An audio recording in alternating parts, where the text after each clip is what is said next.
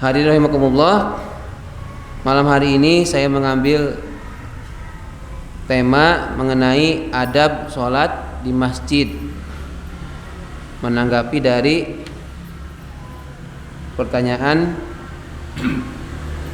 Pak Haryono ya kalau tidak salah, di antaranya mengenai adab-adab di masjid. Karena kemarin minggu kemarin itu ada beberapa pertanyaan mengenai wudhu. Setelah wudhu itu apakah dilap atau tidak, bagaimana kalau hukumnya. Kemudian sholat sunnah dulu atau doa dulu. Lalu bagaimana ibu-ibu di surga, ya kan kemarin itu sebagian sudah dijawab. Maka yang belum mengenai adab-adab di masjid, ini adab-adab sholat di masjid. Sebenarnya materi ini sederhana, tetapi kita ngaji supaya tahu, benar-benar tahu karena ilmu, bukan karena asal tahu atau bawaan feeling gitu ya. Apa yang akan kita kaji malam hari ini, kita akan membahas adab-adab sholat di masjid yang terkait dengan sholat di masjid. Pertama yaitu mengenai bagaimana hukum atau tanggapannya mengenai ada makmum yang mendahului gerakan atau bacaan imam. Yang pertama. Yang kedua, bagaimana mengenai seseorang yang sholat berjamaah kemudian ia memakai baju bergambar atau ada tulisannya.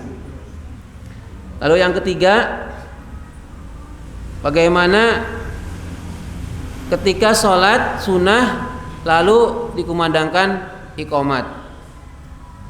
Yang keempat, 4 dan kelima digabung ini bisa, yaitu bagaimana ketika ada orang yang melewati sutroh, melewati batas orang yang sedang sholat, apakah sholat sunnah maupun sholat fardu. Nah ini sudah kita bahas mungkin ya dalam beberapa pertemuan, tapi tidak secara khusus. Maka kita akan bahas secara khusus nih supaya lebih mantap yang mengingatkan hadirin, mengingatkan kita semua. Karena ini terkait dengan adab, dengan etika. Maka kalau etika itu kadang dalam suatu wilayah itu bagus, dalam wilayah yang lain biasa aja. Tapi kalau dalam masjid, etikanya atau adabnya orang jamaah sholat di masjid, maka itu hampir sama kedudukannya. Jadi orang yang sholat di masjid itu tidak ada dia sebagai pejabat, apa dia sebagai orang kaya atau orang biasa atau orang miskin. Begitu sudah masjid, maka gelarnya, jabatannya ditinggalkan, sama kedudukannya, yaitu orang yang berjamaah atau yang sholat di masjid. Kalaupun dibedakan itu ketika sholat berjamaah, ada imam, ada makmum. Jadi tidak ada apakah dia ada gelar, apakah dia punya jabatan, itu ditinggalkan semua.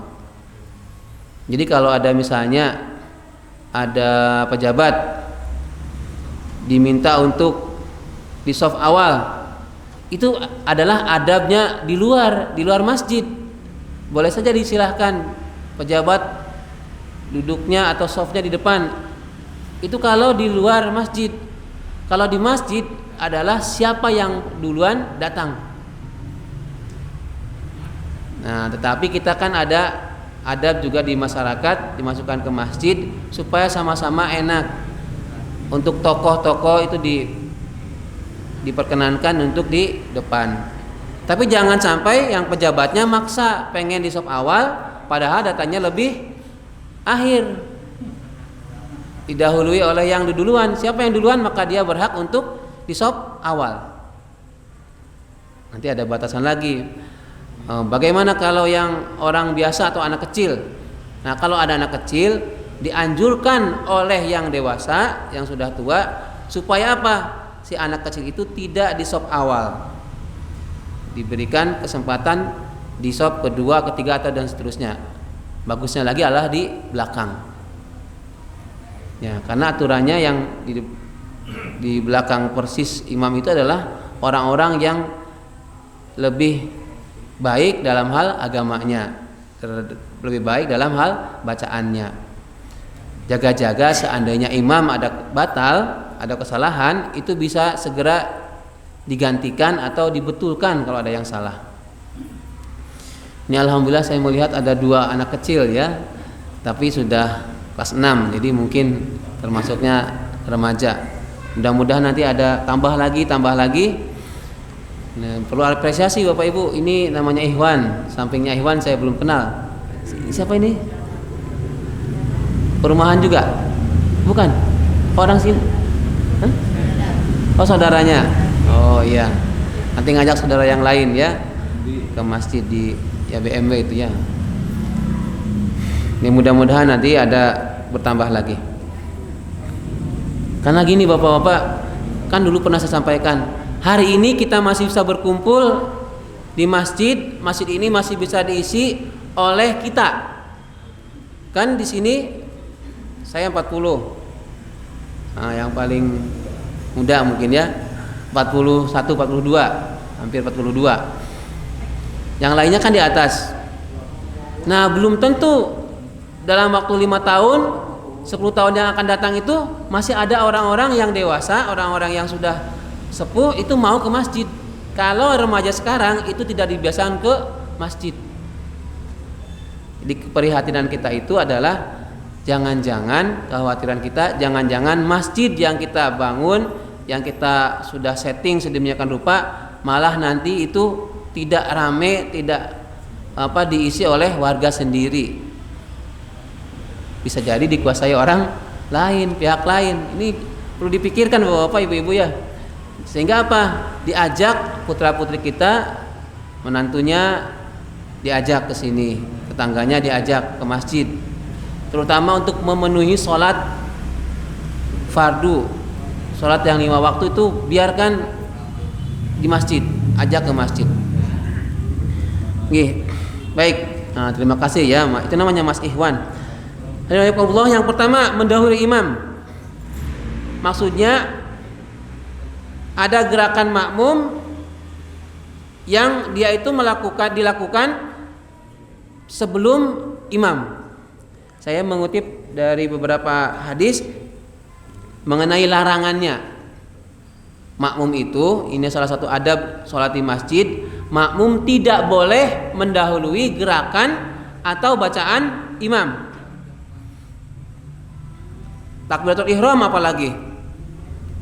Imam belum takbiratul ihram, maka makmum jangan takbiratul ihram terlebih dahulu. Jadi biarkan imam selesai, Allahu Akbar, begitu langsung Allahu Akbar. Dan tidak usah bersuara ya, lirih aja. Cukup kita yang mendengar. Maksudnya yang makmum cukup didengar oleh makmum. Begitupun bacaan atau gerakan yang lain. Jadi Nabi melarang. Terutama ada gerakan-gerakan yang rukun sholat. Ini menurut hadisnya, Ayyuhan nas, inni imamukum, fala tasbiquni birruku' wala bisujud wala bil qiyam wala bil insiraf. Wahai manusia, maksudnya jamaah sholat dalam sholat berjamaah, ini imamukum, sesungguhnya aku, kata Rasulullah SAW, imamukum adalah imam sholat kalian. Maka apa? Fala tasbiquni, janganlah kalian semuanya mendahului aku. Dalam hal apa terutama? Birruku' dalam haruku, wala bis sujud, dan jangan mendahului ketika sujud, wala bil qiyam, dan jangan mendahului ketika berdiri atau bangkit, wala bil insiraf, dan jangan mendahului mengakhirkan salat, maksudnya salam. Jadi hadis ini melarang. fala tasbiquni birruku wala bisujud wala bil qiyam wala bil insiraf. Sekarang tahu hadis dasarnya ya, bahwa kita itu yang makmum dilarang untuk mendahului imam, terutama dalam ruku, sujud, berdiri, maksudnya bangkit dari ruku ke i'tidal ataupun dari sujud ke naik berdiri, dan insiraf. Insiraf itu artinya menyelesaikan ya, insiraf menyelesaikan dari pekerjaan sholat, yaitu salam, maksudnya adalah salam, jangan mendahului imam. Saya tegaskan lagi, ketika mau ruku, biarkan rukunya imam sempurna dulu. Allahu Akbar, si imamnya sudah ruku, baru kita Allahu Akbar ikut ruku. Itu rukunya. Kemudian qiyamnya berdirinya, tegaknya juga sami Allahu liman hamidah. Ketika sudah tegak, baru kita Rabbana walakal hamdu. Rabbana walakal hamdu sedang dalam posisi berdiri ya, bukan sambil dari ruku ke berdiri i'tidal Rabbana walakal hamdu, bukan, tetapi berdiri dulu baru Rabbana walakal hamdu. Dulu pernah disampaikan ya, ketika kita langsung menjawab Rabbana walakal hamdu, itulah para malaikat berebut untuk memenuhi doa-doa kita ya. Lalu wala bisujud, begitupun ketika setelah atau sebelum sujud, jangan mendahului imam sujud.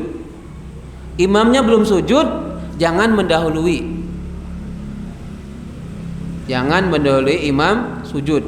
Biarkan imam itu sujud dulu. Allahu Akbar, sudah sempurna itu sikap sujudnya imam, baru kita sujud. Kalaupun nanti kadang ada imam yang membacanya Allahu Akbar tapi belum sujud, kita ikuti gerakan patokannya dari lisannya imam. Padahal si imamnya baru mau sujud. Nah, kita sudah bisa menyusul ya, segera setelah barnya imam. Lalu ketika duduk dari sujud bangkit juga sama, jangan mendahului imam. Biarkan sempurna dulu imam Allahu Akbar, baru jamaah atau makmum Allahu Akbar. Dan yang terakhir itu ketika insiraf, menyelesaikan sholat, jangan sampai mendahului imam. Imamnya baru assalamualaikum, yang mau sudah assalamualaikum ke kiri, itu jangan. Sepertinya sepele, tapi inilah adab-adab dalam sholat. Lalu bagaimana hukumnya? Hukum ketika mendahului imam. Nah, di sini ada sanksinya, menggunakan pengibaratan. Ini untungnya kita itu bukan umat-umat sebelum Nabi Muhammad. Kalau umatnya Nabi Muhammad, begitu sudah dihukum banjir ya banjir, hujan ya hujan, jadi apa ya jadi apa gitu. Kalau dalam umat setelah ada umat Islam ini, umat Nabi Muhammad, ada diberi sanksi tetapi tidak langsung atau spontan. Apa ini hukumannya bagi yang mengangkat kepalanya mendahului imam? Ama yashalladzi yarfa'u ra'sahu qabla al-imam ayyuhawwala ra'sahu ra'sa himar. Ama maksudnya apakah tidak takut orang-orang yang yarfa'u mengangkat ra'sahu kepalanya qabla al-imam sebelum imam? Jadi orang yang mengangkat kepalanya sebelum imam enggak takut? Kalau bahasa kitanya ayyuhawwala, nanti itu akan diubah apanya? Hawala ra'sahu, kepalanya menjadi apa? Ra'sa himar, menjadi kepala keledai. Ya, mirip jaran ya, tapi lebih kecil. Itu sanksinya. Bagaimana kalau ada makmum yang ia itu mengangkat kepalanya mendahului imam, maka enggak takut itu nanti kepalamu dirubah menjadi kepala keledai. Itu adalah ancaman halus. Ya. Maksudnya penegasan jangan sampai ada makmum mendahului imam mengangkat kepalanya. Ini kan sepele ya. Nah, itu bisa terjadi tidak? Bisa, sangat mungkin. Bisa jadi faktor makmumnya, bisa jadi faktor imamnya. Jadi faktor makmum. Nah, kalau makmum kan bisa jadi dia kemerungsung, ada yang salatnya nggak menikmati, malah pengen segera wis salat. Ini tidur aja goyang-goyang tangannya langsung Allahu Akbar sujud. Nah, ini kalau yang ruku mau itidal itu sangat berpeluang. Kalau makmumnya nggak sabar, dia kan sudah selesai misalnya bacaan yang pendek, Subhana rabbiyal azim, Subhanal azim, dia langsung Allahu Akbar, padahal imamnya belum. Nah, itu tidak boleh. Nanti kata Nabi, ayyuhawwala ra'sa himar, apakah nanti mau itu diubah kepalanya menjadi kepala keledai. Itu faktor makmum. Jadi makmumnya kemerungsung atau makmumnya karena merasa sudah selesai bacaannya, dia segera mendahului imam. Yang faktor kedua bisa jadi karena faktor imamnya. Lah kok iso? Bisa jadi imam itu dia memberikan komando takbir intikal, takbir peralihan dari satu rukun ke rukun yang lain, itu tidak terdengar oleh makmum. Liri aja. Jadi imam tapi bacaannya Allah, Sami Allah. Itu kan bagi makmum kan nggak tahu itu. Ini imamnya sudah bangkit belum nih dari rukuknya, sudah bangkit belum nih dari sujudnya. Nah, berarti bisa jadi faktor imam. Lalu bagaimana ini? Maka harus ada tengah-tengahnya. Si makmum harus sabar menunggu komando imam, si imam harus tegas ketika memberi komando kepada makmum. Allahu Akbar, Sami Allahu liman hamidah, lantang terdengar, sehingga apa? Si makmum yang sudah selesai bacaannya itu segera mengikuti imam, nah, tidak mendahului. Lalu kan pertanyaannya, bagaimana kalau sudah kadung mendahului? Misalnya sujud, dia sujud duluan, mengangkat kepalanya. Ternyata imamnya dilihat depan-depannya itu belum pada selesai, maka apa? Segera kembali. Itu adalah gerakan yang dimaklumi, bukan gerakan tambahan, tapi karena dia menyangka sudah bangkit ternyata belum, maka segera kembalikan kepalanya untuk sujud, atau ketika ruku lagi. Kan sudah ngangkat begini, ternyata mau Allahu Akbar, mau itidal misalnya, masih pada itidal, imamnya masih itidal, maka tahan, kembalikan lagi. Nah, itu hadis yang kedua. Kemudian yang ketiga, nah ini kalau ini menurut dari kitab Al-Muwatta Imam Malik ya. Apa ini? Alladzi yarfa'u ra'sahu wa yahfaduhu qabla al-imam innama nasiyatuhu biyadis syaiton. Orang-orang yang mengangkat kepalanya kemudian menundukkan kepalanya, maksudnya dia kalau mengangkat berarti dari ruku mau itidal, atau dari mau berdiri ke sujud, wa yahfaduhu, menundukkan, qabla imam, sebelum imam, innama nasiyatuhu biyadi syaiton, sesungguhnya ubun-ubunnya si orang yang melakukan itu biyadi syaiton, dalam genggaman setan. Nah, ini menurut Imam Malik ya, dalam kitab Al-Muwatta. Bab apa itu? Bab ini juga larangan mengangkat kepala ya, dalam bab kitab Al-Muwatta. Bab salat juga, bab utamanya bab salat. Jadi jangan sampai mendahului imam, terutama ketika mengangkat kepala dalam gerakan sujud, ruku, berdiri, dan mengakhiri sholat. Jangan. Ya, ini sepertinya sepele, tapi kalau ada yang nggak tahu kan bisa jadi itu orangnya sholat imam sesuai banget, dia mendahului bisanya. Nah, itu bisa jadi karena kita sudah tahu ilmunya, maka makmum bertahan nunggu komando dari imam. Imam juga harus tahu diri, jangan lama-lama, karena di belakang itu kan ada makmum yang punya kepentingan lain. Mungkin dia janjian mau ada urusan yang penting, maka standar ya, sama-sama mengukur dirinya bacaan yang lamanya itu standar. Kalau bacaan misalnya Subhana rabbiyal a'la atau Subhana rabbiyal azim itu biasa tuh berapa detik sih normanya, umumnya yaitu yang dibaca ya. Jadi kadang hindari keegoisan seorang pemimpin atau seorang imam ketika memimpin sholat atau memimpin dalam sebuah institusi. Egoisnya harus ditinggalkan kalau demi kepentingan bersama, kalau demi kepentingan jamaah. Kalau mau sujudnya lama, kalau mau rukunya lama, kalau mau berdirinya lama, lebih lama gitu, silahkan ketika sholat sendiri. Ketika menjadi imam, maka perhatikan bahwa sholatmu bukan untuk dirimu sendiri, tetapi sholatmu ada juga jamaah di belakang, ada makmum di belakang yang mengikuti. Ya,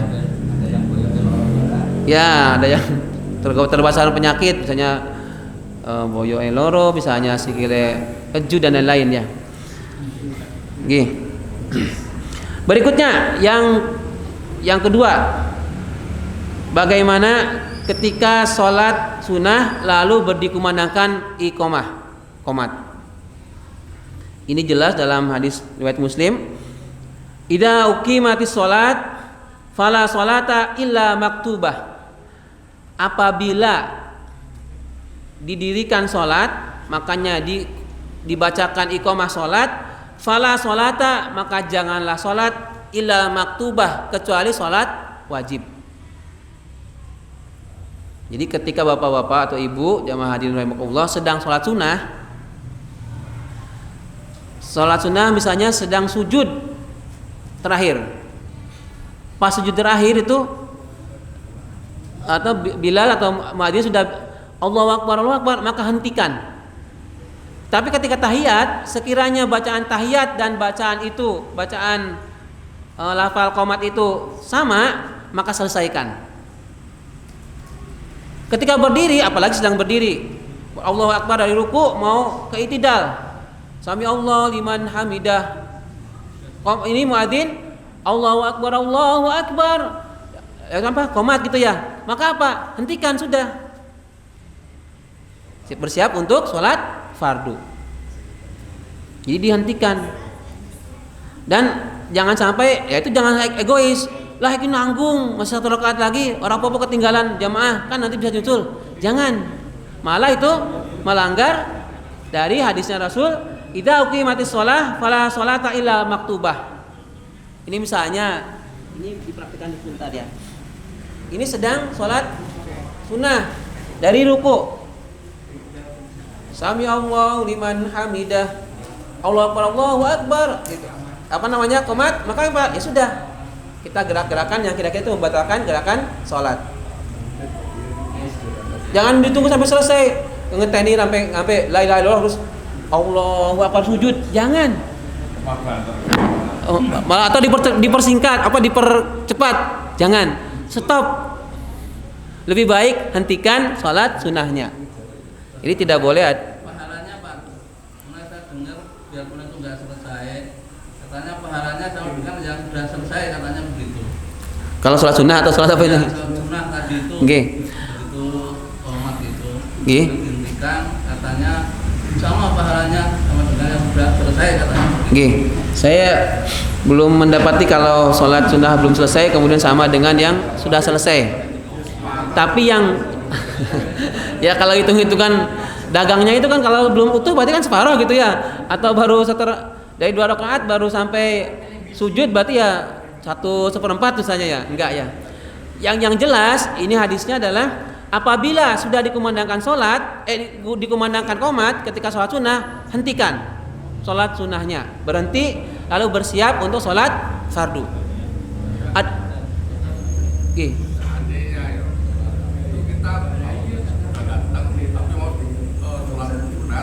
Tapi kan siap kan kita bisa mengirakan kira-kira canda atau enggak itu lebih baik langsung berdiri biasa. biasa atau langsung sunat dulu? Nah, ini yang bagus. Jadi bagaimana masih ada waktu belum selesai belum qomat. Ini yang bagusnya bagaimana? Ukur. Kira-kira saya sholat sunnah 2 rakaat itu cukup nggak 2 menit? Cukup nggak 1,5 menit atau 1 menit? Kalau tidak cukup, mending berhenti. Maksudnya bukan berhenti, mending berdiam. Baca subhanallah walhamdulillah wala ilaha illallah wallahu akbar sebanyak-banyaknya, atau banyak doa mohon ampunan kepada Allah. Karena antara doa adzan itu, adzan dan iqamah itu adalah waktu-waktu yang ijabah untuk sholat. Jadi bapak-bapak melihat jam, kan di sini ada timernya nih, ada waktunya. Iqamat misalnya 2 menit. Saya misal kalau masih ada 1 menit 40 detik, saya akan sholat. Saya memprediksi 1,5 menit untuk 2 rakaat dengan bacaan yang Al-Fatihah, terus langsung ruku, kemudian seterusnya. Jadi tidak ada bacaan surat pendeknya. Itu bisa. Tetapi kalau misalnya waktu masih 2 menit atau masih 3 menit, sholat sunnah dulu, maksimalkan. Sholat sunnah qobliyah gitu ya, atau sholat sunnah tahiyatul masjid. Jadi tengah-tengahnya adalah sekiranya ada timer yang menunjukkan waktu itu tidak cukup untuk sholat sunnah, sebaiknya tidak usah sholat sunnah. Bukan melarang ini ya, sebaiknya tidak usah sholat sunnah. Kenapa? Karena nanti begitu sholat sunnah belum selesai akan dihentikan oleh iqamat. Maka apa solusinya? Bacaan subhanallah walhamdulillah wala ilaha illallah wallahu akbar 10 kali kah atau sebanyak-banyaknya sampai iqamat itu dikumandangkan. 1 menit lagi, kalau 1 menit lagi ya sudah. Kita kan bisa sambil tangannya gini-gini gitu ya, atau diangkat tangannya Allahumma gfirli, Allahumma gfirli, Allahumma gfirli. Kalau mau ada apa-apa doa yang khusus ya silahkan, disitulah waktu yang diijabah. Diijabah untuk di waktu antara adzan dan qomat. Kan ada bacaan yang diajarkan itu subhanallah walhamdulillah wala ilaha illallah wallahu akbar, itu sama sepadan dengan sholat sunnahnya qobliyah. Subhanallah walhamdulillah wala ilaha illallah wallahu akbar. Baca itu sebanyak-banyaknya, tidak disebutkan batasan minimal atau maksimalnya. Tapi kalau masih cukup waktunya 5 menit lagi, ya silahkan sholat sunnah qobliyah atau tahiyatul masjid. Jangan kata PAUD boleh membaca subhanallah enggak sholat sunnah, langsung aja duduk subhanallah walhamdulillah wala ilaha illallah wallahu akbar. Kalau sekiranya memang bisa untuk sholat sunnah, maka lakukanlah sholat sunnah terlebih dahulu. Ya bagus ya, berarti pahami diri sendiri, ngukur diri. Kalau sekiranya cukup waktunya, silahkan sholat sunnah. Jika tidak cukup, maka bersiaplah untuk iqamah. Ya, beruntuk melakukan sholat maktubahnya, sholat fardunya. Ya, jadi kalau ada yang maksa banget, mungkin itu orang itu belum tahu ilmunya, atau dia pengen nggak apa-apa nanti pas di tengah-tengah dipotong juga nggak apa-apa. Maksudnya dia tetap ngotot pengen sholat sunnah pada waktunya tinggal 40 detik misalnya. Yang mungkin itu pilihan dia nanti, tapi harus manut ketika iqamat selesai, disentikan sholat sunnahnya. Salam Pak Rudin. Untuk jadi imam Pak, jadi seandainya imam itu batal, itu harus ngasih tahu kode ke makmum atau tidak Pak? Ya, terima kasih. Hal ini Pak, makanya kalau waktu kita sujud, misalnya imam kita sujud, otomatis kan makmumnya ikut sujud. Otomatis kan nggak tahu posisi imam. Ya. Nah seandainya imam itu batal, itu ngasih kode ke makmum atau tidak, atau gimana Pak? Saya minta tanya dulu. Terima kasih. Ini adalah kemungkinan bisa terjadi dalam sholat berjamaah. Ini pertanyaannya, bagaimana jika ada imam batal ketika sujud? Jadi memang dia harus bangun bisa kasih kode yang yang di belakangnya, si belakangnya harus otomatis dia bangun, Allahu Akbar langsung geser ke depan, maju, nggak harus ke sini, tapi setidaknya menselisihi dengan jamaah kanan kirinya. Apakah 1 jengkal atau apa? Misalnya di sini dia maju sedikit, Baru begitu setelah ruku, sujud mau berdiri, dia maju ke posisi imam. Dan meneruskan apa yang dibaca. Ya, meneruskan seandainya dia berdiri ya, kalau misalnya enggak, pokoknya selesaikan apa yang kekurangan dari sholat jamaah tersebut. Nyambung Pak. Nggih. Cara jalan maju itu biasa apa tetap sejagat nih? Cara jalan maju. Pak, siapa imamnya atau makmumnya? Oh ya, ini saya praktekkan. Ini kan hampir jarang. Saya mau ke belakangnya ya.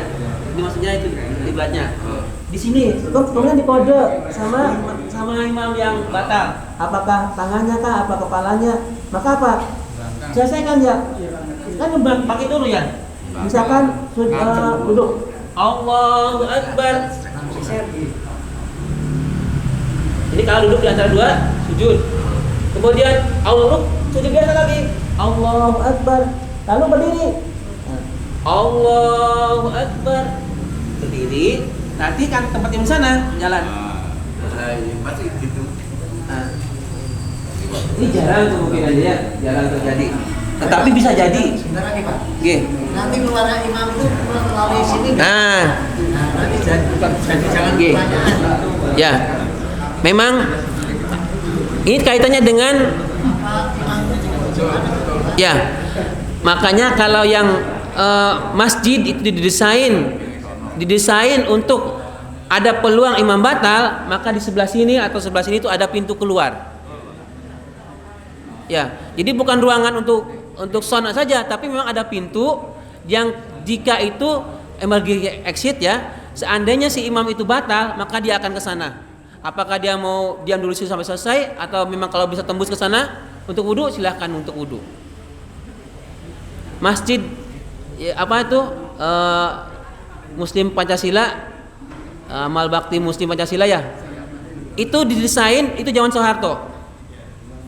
Jadi kenapa kok padahal itu zaman Soeharto ya, kenapa kok masjidnya itu didesain di sini itu ada pintu tembus ke sana, ada ruang kecil di sini tembus ke sana. Itu bukan karena buat sound system aja, tapi didesain untuk imam ketika batal. Antisipasi. Oke. Ya. Itu solusi. Maka kalau didesain masjidnya itu paham mengenai posisi imam, posisi berjamaah, dia akan ada jeda. Ya. Termasuk ini. Kalau ini kan karena dibangun dulu kemudian kiblatnya berubah kan dengan pergeseran bumi ini, ada jarak. Jadi antara sop pertama itu dengan batas ini itu ada jarak. Untuk apa? Ketika si imam itu batal, dia tidak melewati batas sujudnya si makmum. Ya, ini bisa kemungkinan terjadi loh ya. Tapi mudah-mudahan Mudah-mudahan jangan ya. Kalaupun batal yang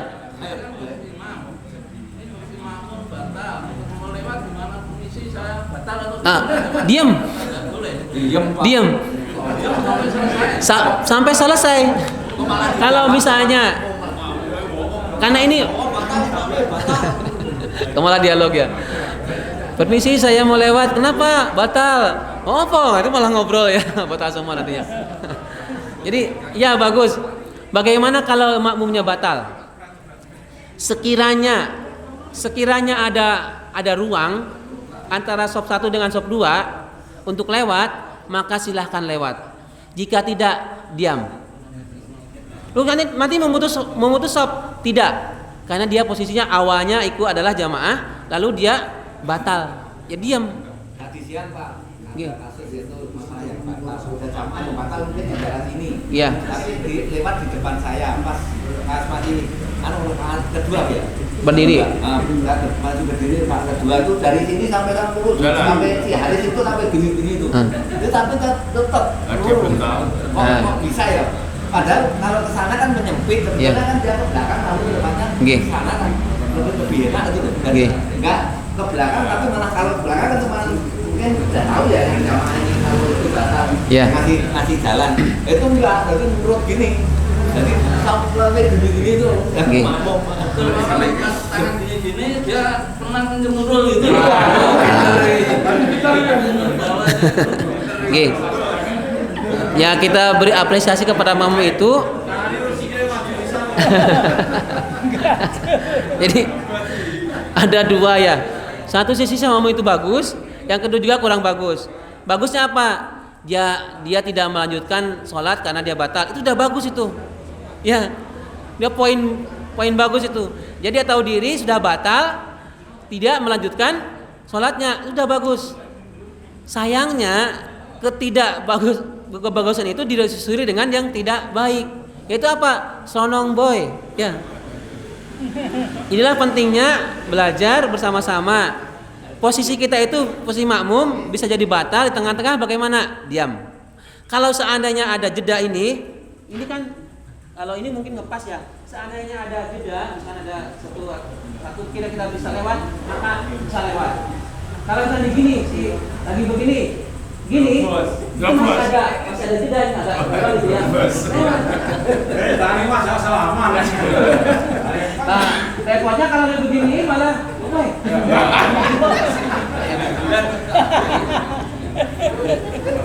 ya bisa terjadi ya, bisa terjadi. Tanya lagi Pak. Nggih, boleh ya. Jadi kalau dari imam waktu zuhur asar itu kan Nggih. cuma apa Sir. bacaannya sir. Nggih. Itu dibaca untuk bacaan imam itu komplit atau cuma al-fatihah aja Pak? Masanya gini Pak. Rakaat Karena keberapa? Maksudnya rakaat pertama dan kedua. Nggih. Karena untuk saya sendiri kalau di kantor itu imamnya anak-anak UIN itu saya belum sempat baca al-fatihah selesai sudah Pak. Itu gimana gitu? Nggih. Ya, mesti. Ya. Nggih.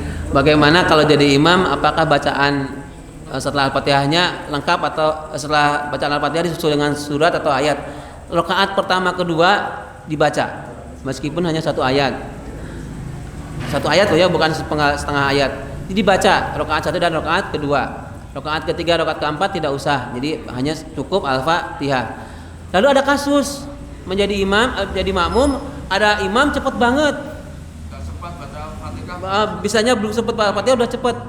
Itulah sayangnya. Jadi ada orang itu menafsirkan, memahami bahwa supaya sederhanakan sholat, persingkat sholat itu dengan cara cepat. Bismillahirrahmanirrahim. Wadolin amin. Allahu Akbar. Padahal kan bukan hanya itu hadisnya, yaitu apa? Tulul kunut. Lamakan kunut. Di antaranya adalah bacaan Al-Fatihahnya itu meskipun tidak sampai Bismillahirrahmanirrahim, tapi sewajarnya sampai tuntas. Tidak ada huruf yang kehilang, tidak ada huruf yang tertinggal, tidak ada huruf yang ditambahkan. Makanya nggih. Suatu ketika imam itu membaca surat Al-Quran panjang, Ya. tapi dalam membacanya itu katakanlah dari ayat 3 terus ke 5 yang mana nggak dibaca, kelompatan atau saya nggak tahu itu berapa kali di sini itu mau dibetulkan sudah 11. Ya. Gimana mungkin?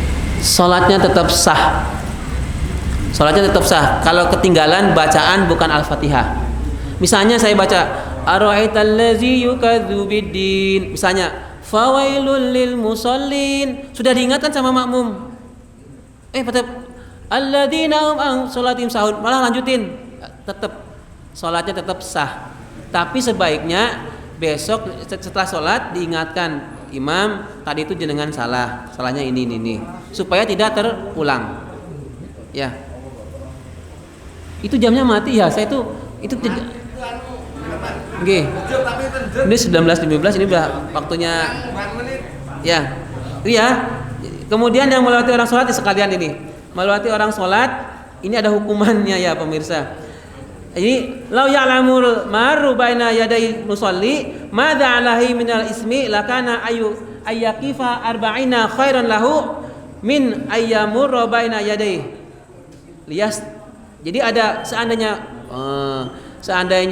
bisa menahan supaya tidak menahan orang sholat, maka dia akan lebih menahan meskipun 40 tahun. Makanya tadi saya sampaikan ketika batal diam. Kenapa? Melewati orang sholat itu hukumannya itu tidak lebih baik dibandingkan 40 atau 40 tahun, ada yang 40 hari, ada yang 40 malam itu ya. Diam. Ya sudah, karena kondisi batal. Karena kita sudah dapat ada amalan mau jamaah sholat berjamaah, tapi karena kondisi batal yang itu membatalkan sholatnya, maka sudah tidak mendapatkan jamaahnya. Tapi kita sudah ada amal baiknya untuk sholat di awal, sholat jamaah di awal. Oke, sekali itu ya. Cukup. Kita akhiri dengan bersama-sama baca doa kafaratul majlis. A'udzu billahi minasy syaithanir rajim. Bismillahirrahmanirrahim. Subhanakallahumma wa bihamdika asyhadu an la ilaha illa anta astaghfiruka wa atubu ilaik. Alhamdulillahirabbil alamin. Assalamualaikum warahmatullahi wabarakatuh.